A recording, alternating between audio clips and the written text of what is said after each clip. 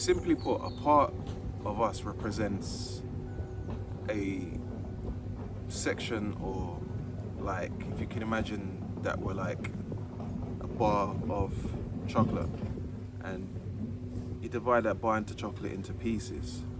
So 1% of that chocolate bar could be confident, 1% of that chocolate bar could be sad, the next percent is angry, and another percent would be adventurous, and so on and so on. So what happens now, 1% or 2% of that bar could appear as a critic, or someone that's overly depressive, or someone that's overly sad.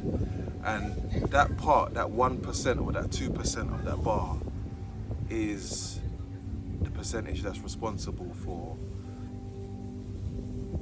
holding back the other percentages of that bar. So it's just that 1%, that part of you that's responsible for preventing the rest of you to excel. So whether that's the inner critic, or it could even be someone they're not critical, but they're overly zealous and they don't have good organizational skills, or someone that ruminates too much. So they're addicted to thinking, and that could be the part of them that stops them from succeeding in life, or wanting to go on that cruise they've always wanted to do, or wanting to go hiking, or wherever it is. So every human, we're made up of these percentages.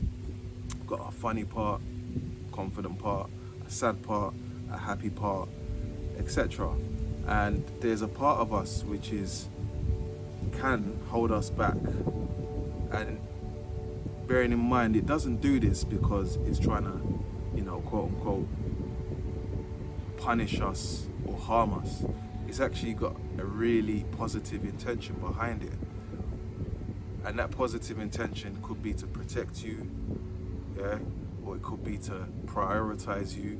Example, when you were younger and you were asked to go on stage and perform, and you may have gone on stage and performed, and everyone was like, get off the stage, you're shit, boo. Then there's a protective mechanism in you that said, we're never gonna go on stage again because we don't want to get what we got last time. So that's the part of you that was born. You weren't born with it, but it was born out of that instance, out of that circumstance, out of that situation.